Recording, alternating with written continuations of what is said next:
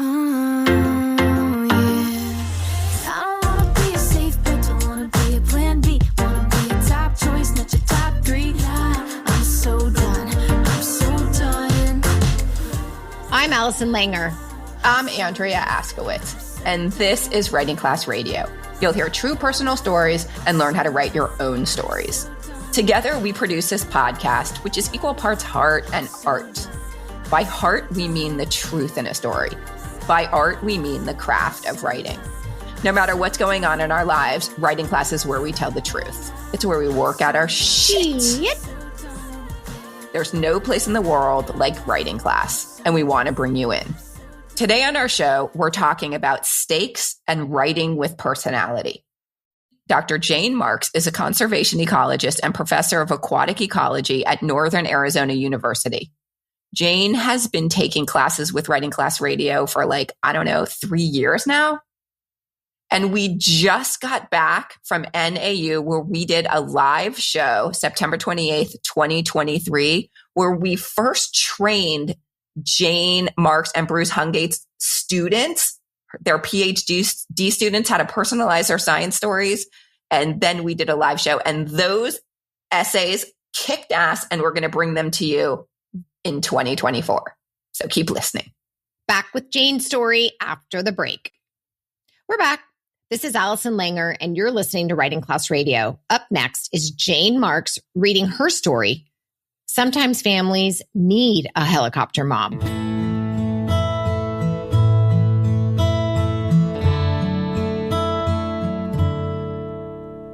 Nona was 9 and had just started gymnastics. My husband Bruce and I were watching her practice with 6 other moms crammed in a small room.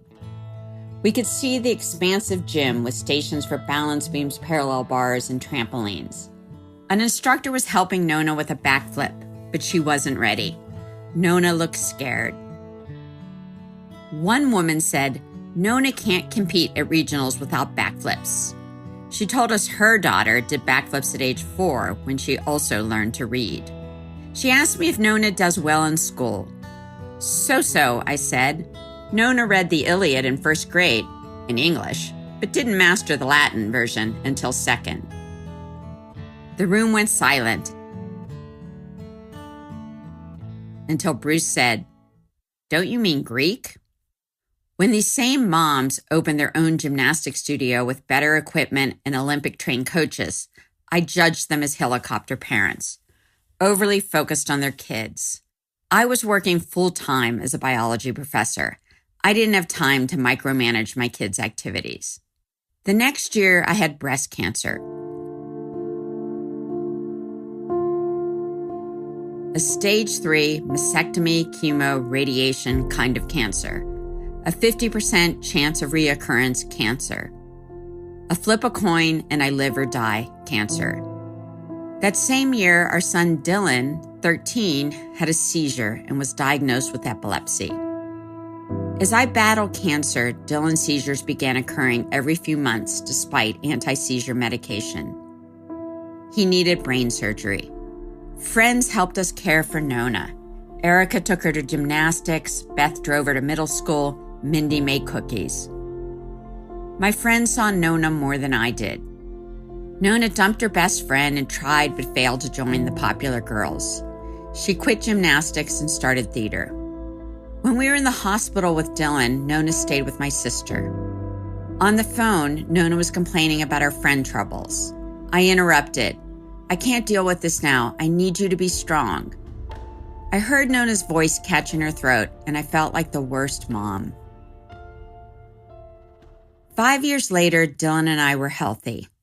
I thought we'd made it through the hard part. One night, Nona was sitting on my bed. "I'll miss Dylan when he goes to Berkeley, but," she said. "But what?" I asked. I want," she said, not finishing her thought. "More attention?" I asked, and hugged her. She smelled good. "You miss so much," she said. "I'm sorry," I said. "You were a trooper." "Can I tell you something?" she asked. "Don't freak out." I felt afraid. I tried cutting. "When?" I asked. "Around Dylan's surgery." I remember that phone call, how I cut her off. I thought it was normal teenage angst. Are you cutting now? I asked. No, she said. She told me she was still lonely at school, but liked the kids in the community theater company. I know you aren't a theater person, she said, but maybe you could come to rehearsals anyway. My daughter wanted me involved, so I volunteered. In Flagstaff, the only musical theater company was run by evangelical Christians who constantly yelled at the kids. They only performed Disney. When Nona was 15, she was Babette, the flirty French maid in Beauty and the Beast. She wasn't allowed to sit on Lumiere's lap because it was too slutty. Even Disney needed to be censored. I had misgivings, but Nona was making friends. The next year, Nona auditioned for Little Mermaid. She didn't get a lead. Nona's audition was great, but the leads were going to kids who attended the same churches as the directors. When the producer wouldn't take my call, I wrote a 3-page manifesto outlining the injustices, demanding resignations. I sent it to the producers and CC'd all the theater parents. My complaints set off a rush of rants and resignations. In retrospect, my manifesto was excessive. We weren't fighting a toxic waste dump, but I had to fight for my kid. Flagstaff needed a better theater experience for teens. After meeting with local theater experts and parents, I started a new theater company called Flagstaff Arts, Music, and Education, FAME. I was back to working full-time and knew it would be a serious time commitment. But this was my chance to do something for Nona. Dozens of people volunteered their time and talents. We had fair auditions, and the kids voted on the shows they'd perform. Every week, Nona and her friends rehearsed in our house. I made spaghetti or ordered pizzas. Our house was no longer a sick house. Nona helped me set up auditions and coordinate rehearsals. In the car, we listened to soundtracks and sang. As we postered the town advertising shows, Nona positioned the poster, I used the staple gun. We stopped for frozen yogurt on the west side and cinnamon rolls downtown. What I lacked in experience, I made up with drive. I was a mom making up for lost time.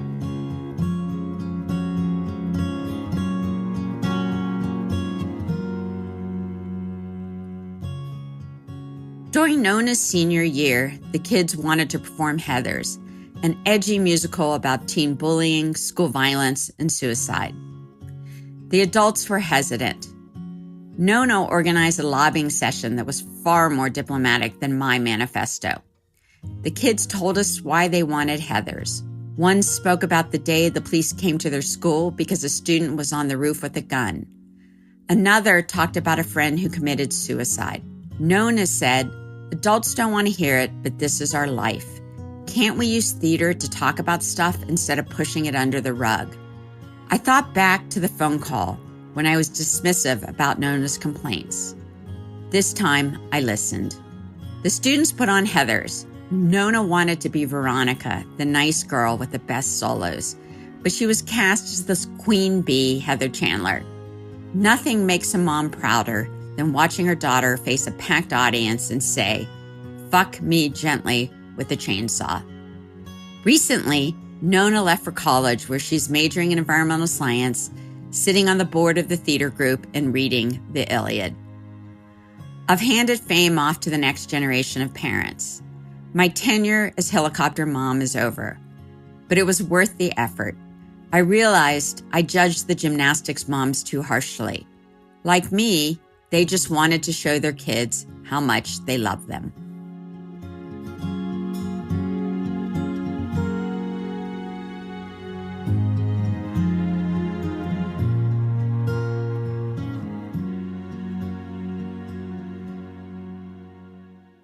I love any essay that says fuck. Oh my God, I love Jane so much. And because we know Jane so well, I can completely see her like not taking any shit and saying, fuck this, I'm going to start my own thing. Like, let's get going. And I just really love the whole theme because you and I also are working moms. I mean, obviously we're not as high powered as Jane, but we miss things. I mean, I still have missed a lot of stuff. I either, being away or I don't know, just there's times. And so when I can do something, sometimes I overdo it, Wait, what do you mean? What do you overdo? Just like when I show up for my kid, sometimes I overdo it. Like, let's get him, like I go into full combat mode. Like you're wearing full regalia of the school, like hat, sweatshirt. That's you? No, just the opposite. Like I'm on my kid's side. If they're opposing a teacher or the school or I'm like, all right, let's get them.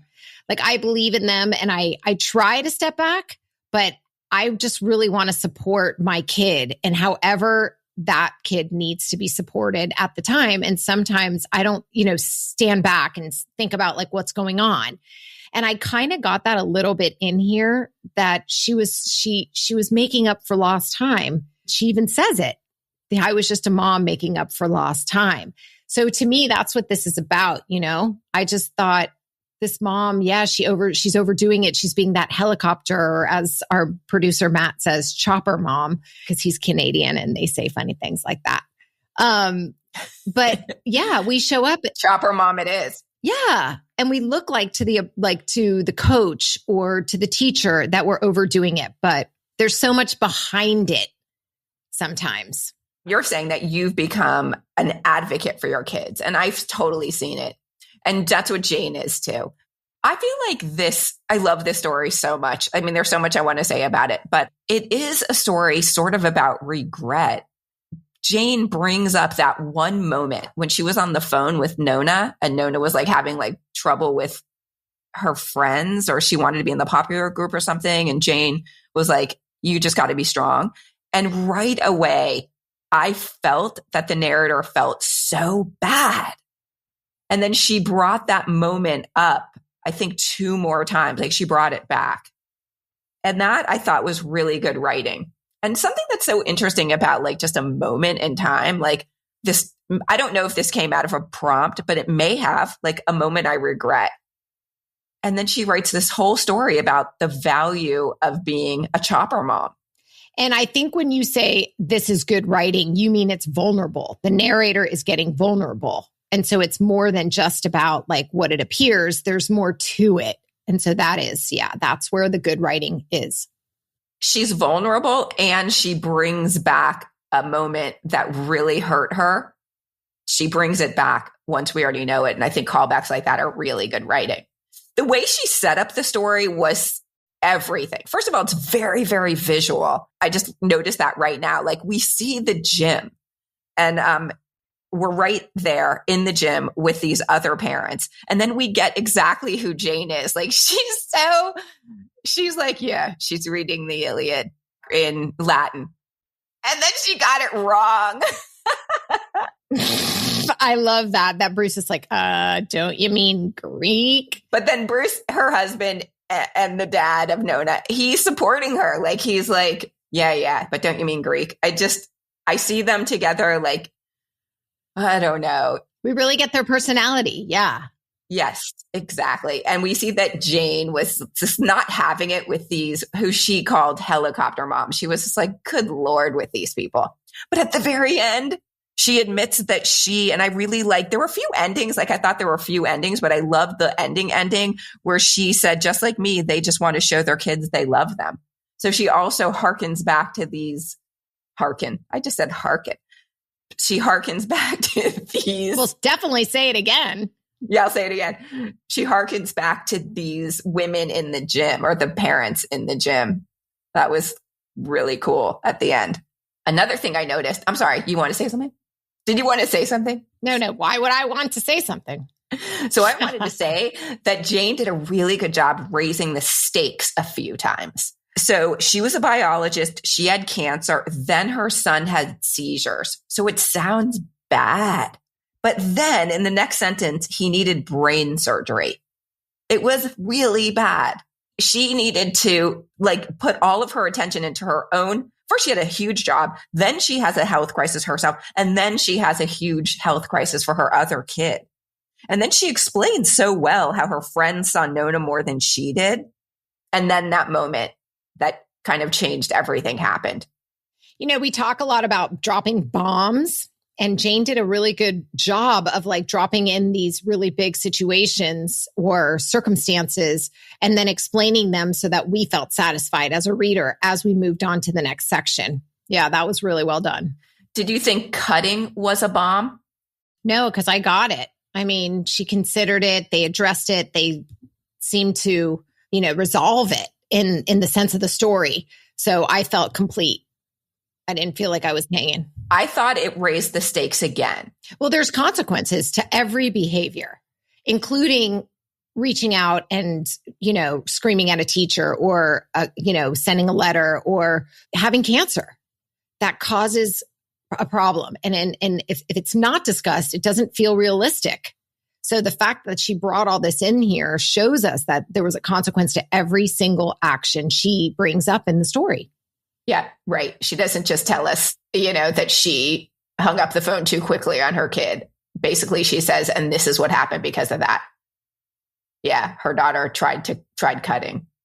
Then she goes to the part where her daughter is in this shit theater program.